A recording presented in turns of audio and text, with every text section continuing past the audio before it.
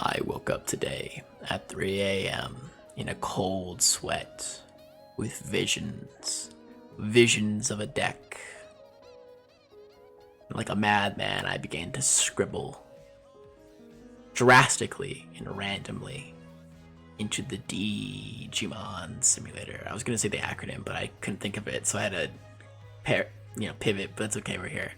Into the simulator. And what you see before you is the abomination that I have created. This is not for the faint of heart.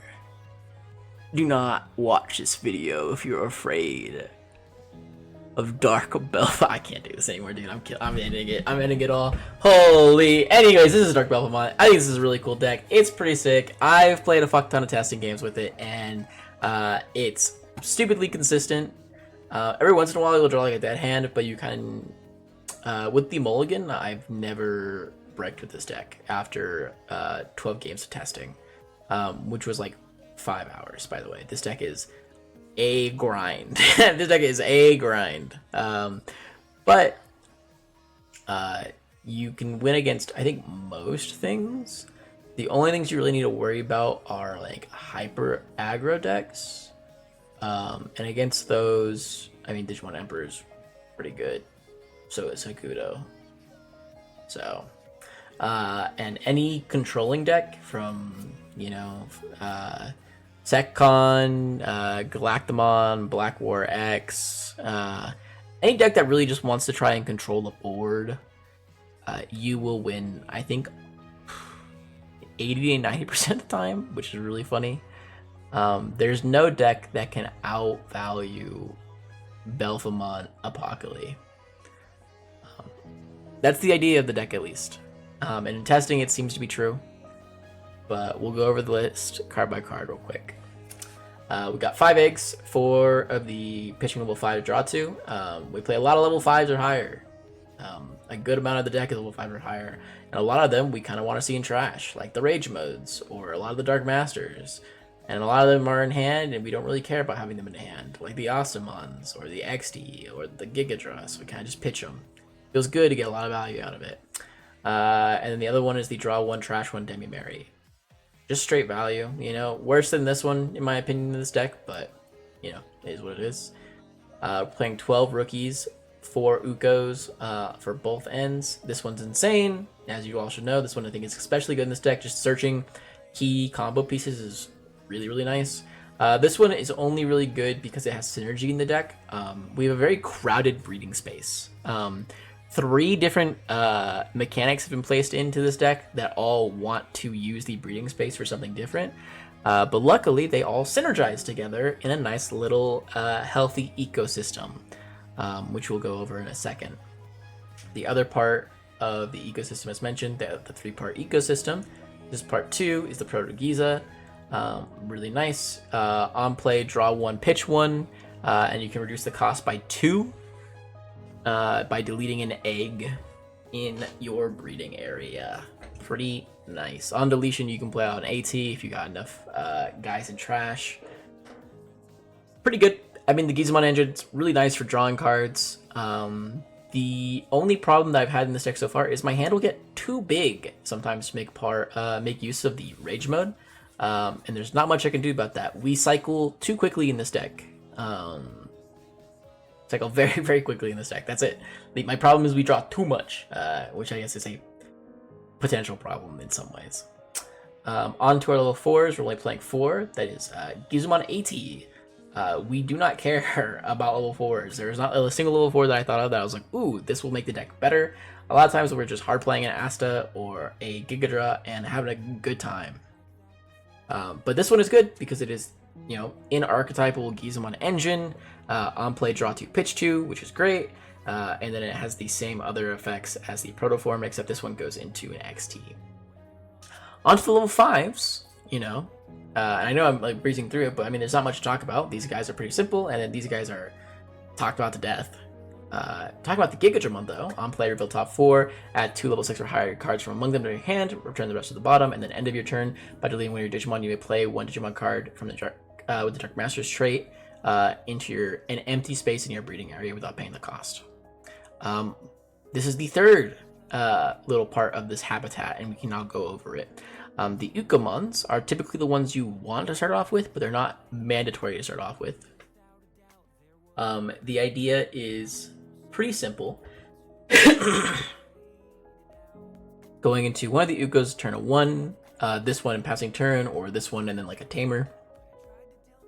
And then on the next turn, you promote, you get your value, you hatch, you go Proto-Giza, deleting the egg you just hatched using the Uko effects, and then playing out a Gigadramon, and then deleting one of your Digimon, either the Uko, if you don't care about getting more value out of it and just want to get the egg effect, or the Gizamon, or even the Gigadramon itself. Typically I use the Gizamon, and then if I have an AT in trash that I can play into, I may do that, but sometimes I don't as well. Like on the simulator, it forces me to delete my Uko, so typically I'll just do the Proto and then let it stay dead, ending with the Uko. Gigadra will then play out a Dark Master's trait into raising, and then on the next turn, when you promote, your Uko will trigger again, and you can kind of then decide if you want more Ukos in the back, do Gizamon effect, or, you know, maybe not even hatch and just do Gigadramon again. There's a lot of different ways you can make use of your breeding area, and they're all pretty synergistic in the way that they all kind of feed into each other, with Ukomon providing you eggs, Gizamon eating the eggs, and then Gigadramon now using the now empty breeding area to play out megas. You're getting maximum value out of your breeding area, more so than I think you would typically. And playing around with this deck has actually made me consider playing Proto-Gizamon in my like more traditional Dark Masters control list, which would then let me play Ukomons in the list.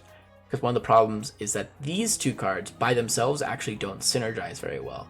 But if we add this third card into the mix, this actually creates a very nice loop of making eggs, eating them, and then playing out megas. Making eggs, eating them, playing out megas. It's a very fun loop that I was able to find. The only problem is that if I wanted to get maximum value of the Protos in like a more traditional engine, I think I would want to play like AXT and then some number of ATs, because then you can get the loop going between all of these three cards where, you know, if you get enough Protos, you can get an AT, you get enough AT, you know, enough of these guys, you can get an XT, XT goes back into Proto, and then the cycle repeats itself, and you'll never really deck out because of it, which is super, super good as well. They provide like a nice little infinite loop, and you don't have to play them either. It's a May effect, so you can just put back 2 whenever one of them dies, and then not play out a card, which is a just like, again, like I said, infinite loop of not dying, which is great. No more decking out for you, which is fantastic. Moving on though to the XT, we're only playing one of this card because it sucks. We don't want the Karatas. I think the Karatas are mid, and I don't enjoy them very much in this deck. And I think they are just bad.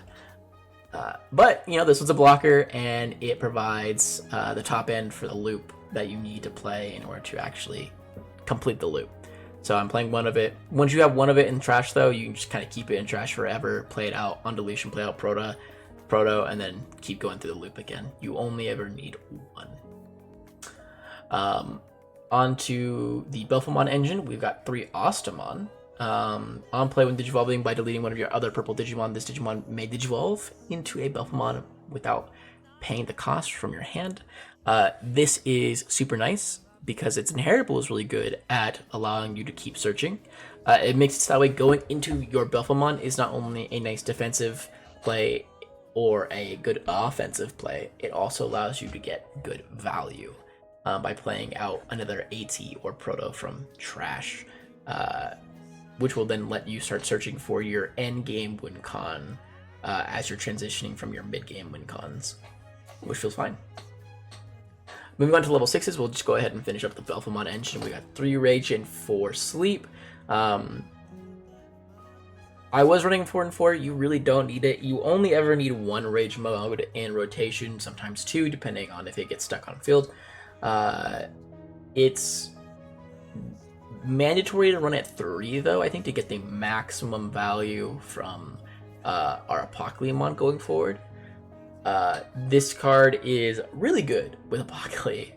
Being able to place itself underneath and then placing another level 6 underneath, giving the Belphemon immunity, and then milling 10 cards is, I think, pretty good. Pretty nice. This card also provides a lot of aggression.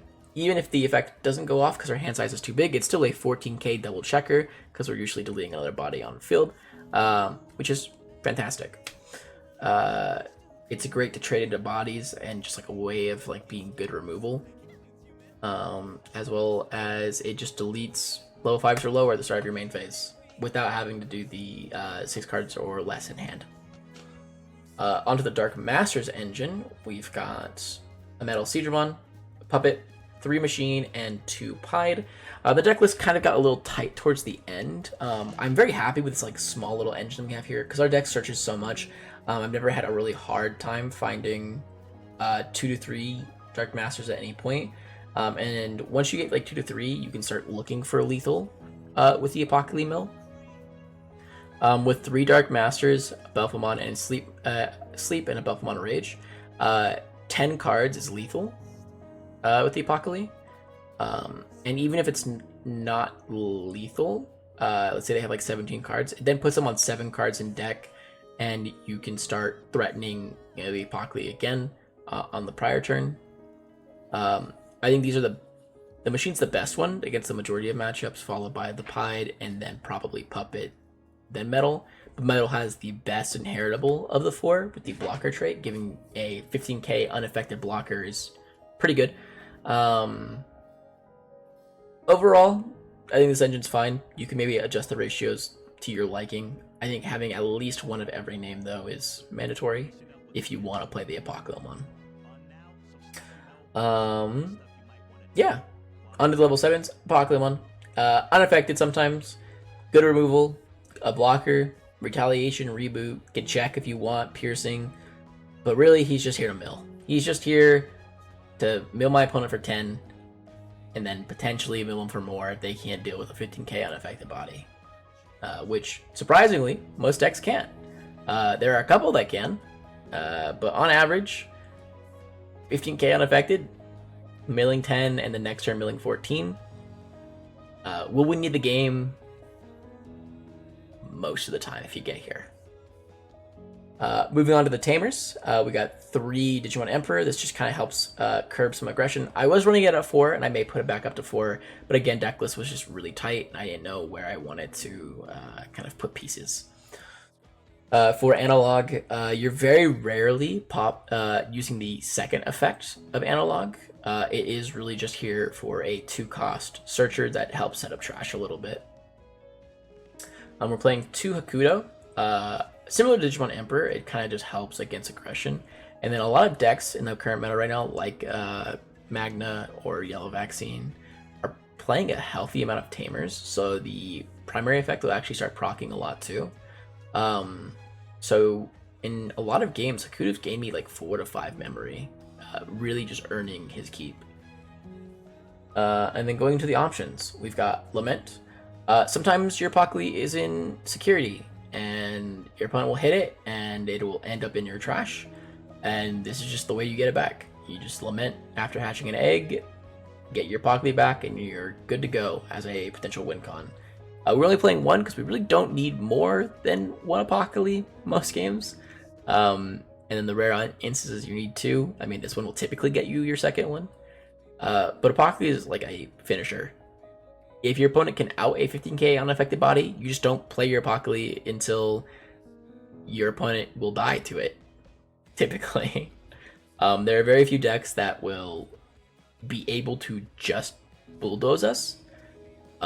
We have the ability to get really big with Rage Mode, or stall out using Dark Masters, to a point where I feel pretty safe only running like 1 to 2 Apocalypse instead of running multiple Laments. And then we play a Calling. I'm not completely sold on this card. It is a really good card, don't get me wrong.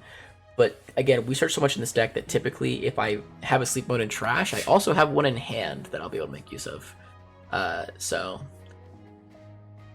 other cards that you could potentially add to the deck, again, I think each from this point on, it comes down to ratios. Like, you could add maybe more of the Dark Master Searchers, adjust the Belphemon engine to some extent, maybe add in a Karada if you want. But overall, I think this list is pretty solid. But yeah, we'll go ahead and get into a game, show you guys a little bit about how the deck can work, but I'll see you guys in a second. Alright, hopefully this one is against something competitive. I want to show off that this deck can exist outside of just Rogue and beating up babies. And I've been beating up a lot of babies today, I'll tell you that much. You know, fucking Garurumon, couple Metal Greymon player, not Metal Greymon, War Greymon players, War Greymon X player, Black War Greymon X specifically players.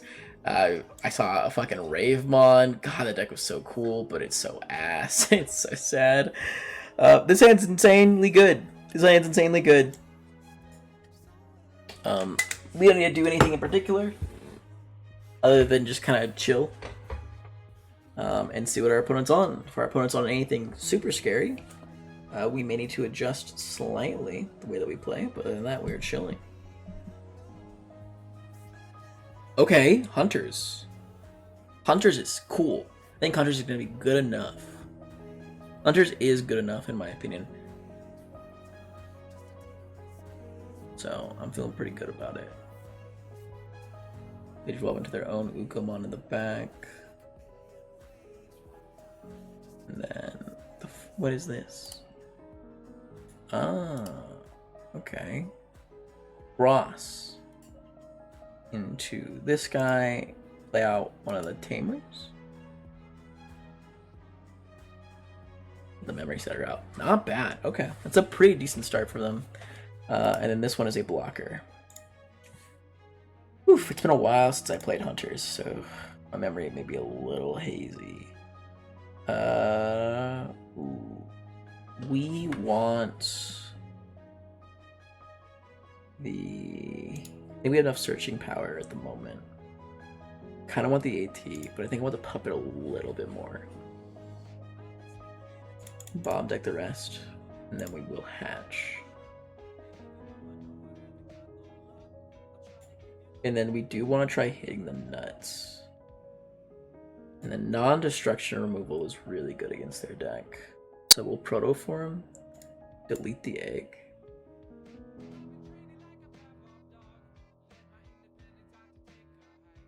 Draw one, trash the Rage Mode. And then go Gigadra. Yeah, we could swing in with the Uko, or we can try and get more value out of it. I think I'd rather try and get more value out of it. We'll go Gigadra.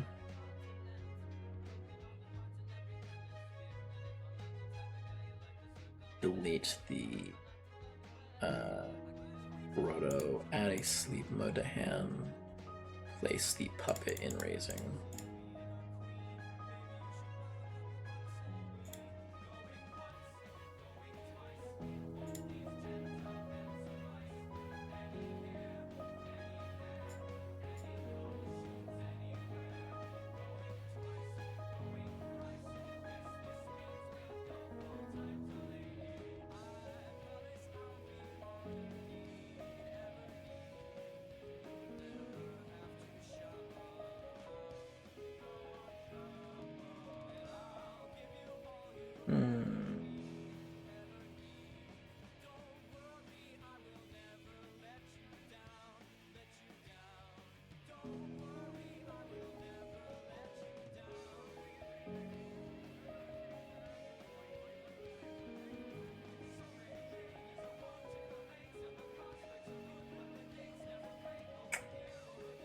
Not bad, not bad. I'm feeling pretty safe here.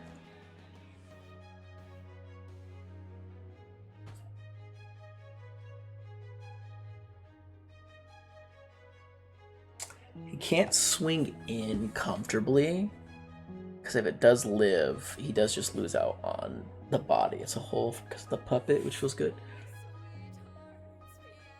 So he won't. He just gets the trio out, which feels pretty good for him, honestly. Yeah. Gosh, Hunters is so good. I love Hunters so much. Get the search. Let's add... I'll get the Pied. I think the Pied is better here. Not because it's better against their deck. I think Machine is much better against Hunters. But because I want to get the value out of the Pied because I have less copies in deck. So just getting it into rotation is a little bit more valuable to me. And then we'll get some swings in. We'll do a Puppetmon. We get the block there, which is fine. Place those under, and then we'll swing in with the Gigadra. They only play a couple things that are bigger than my Gigadra. So...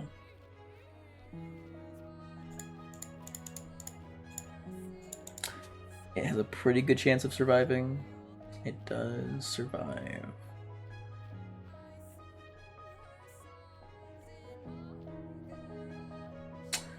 We will Protoform. I mean, Proto-Giza, I mean, not Protoform.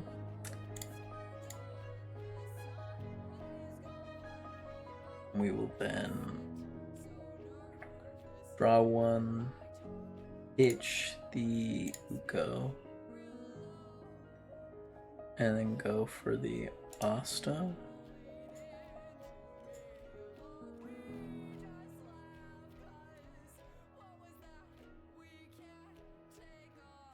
Use the effect, pitch the Proto.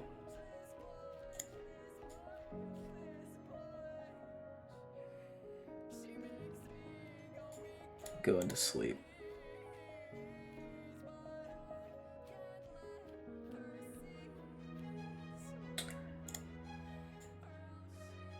Activate sleep effects.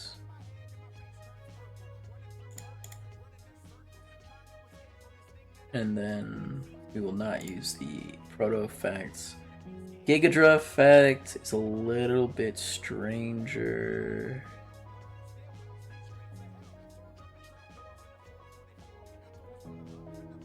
I will use the Gigadra effect.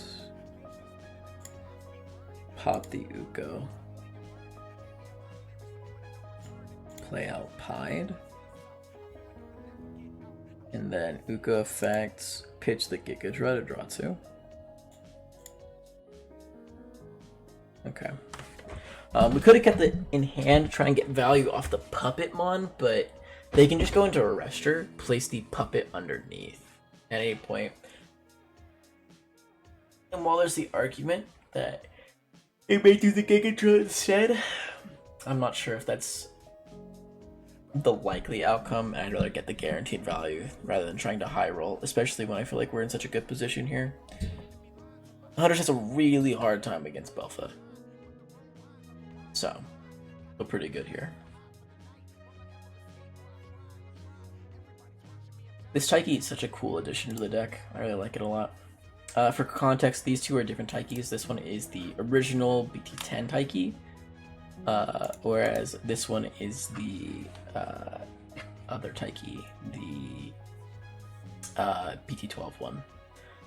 This one is the start of your main phase, pitch 1 and draw 1, and then your turn, you can suspend the guy, place 1 from one of your tamers, Digivolve for 1 less.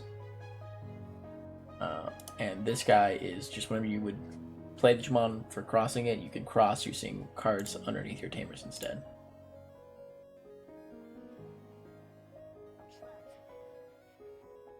I bet they don't pitch, by the way, they place underneath themselves.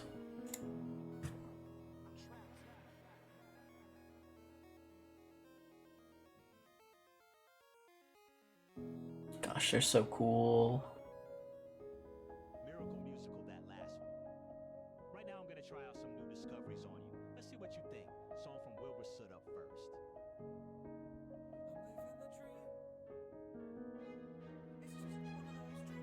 He put 3 underneath. No, he put 2. Okay. I'm confused for a second. He does hit the U. He's crack. He's insane. He's the GOAT. This guy reveals the top 3 and then plays out a tamer with one of the 3 names mentioned: Taiki, Tigeru, I believe. Yeah, Tigeru and you. Which is sick cool.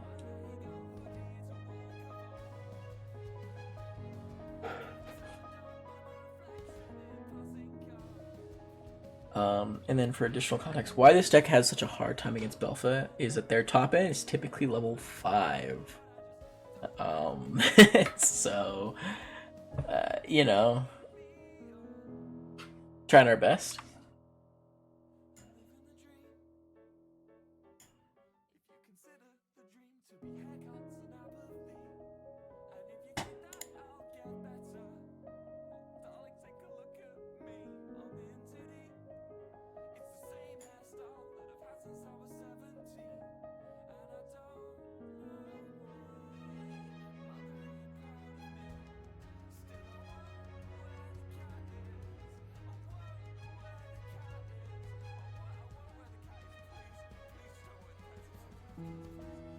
Pumps. He can get some checks in if he wants. I'm not going to let him, but he could try.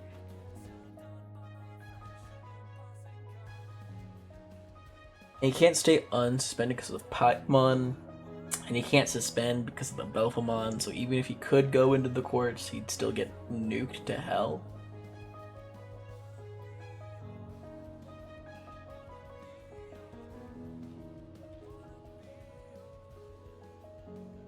Yeah, I'm just gonna Belph. I'm gonna Belphemon. Uko, Calling. Funnily enough, we really don't need Calling in this matchup. And then we will play out an AT, I believe, if we can. No, just Proto. Okay. I'm down for a Proto. Draw one, we'll go ahead and pitch Proto.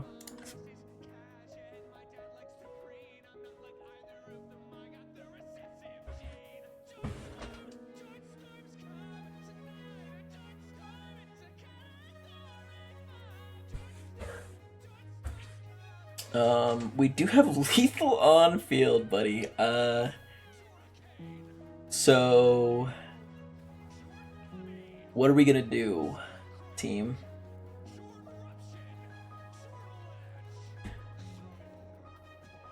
Digicross into Belphemon. I love the little animation. It's so cute.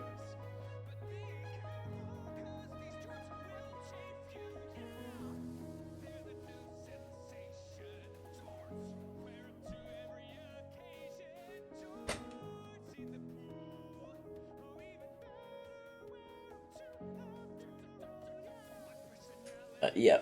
Okay. Well, you know what? I think this deck is still competitive enough that I feel fine. Kind of showing off the deck as a whole. It's consistent. I don't think I've bricked a single one of like the 9 games that I played testing this. I've been playing for 3.5 hours. I'm tired, and we're gonna count this one as a competitive win. Thanks you guys for watching the game so far. I appreciate it, or I guess singular game. Yeah, I think this deck is super cool. I would firmly put it in like tier 2. I'm not sure if it's the most insane thing in the world, but it is really good into, I think, certain decks in the current meta, and it's definitely something that you can try out if you're interested. Leave a comment, like, subscribe, do the whole shebang. If you guys have any suggestions on another deck that you would like me to kind of like test out and like tinker with, let me know in the comments. Hugs and kisses, gang.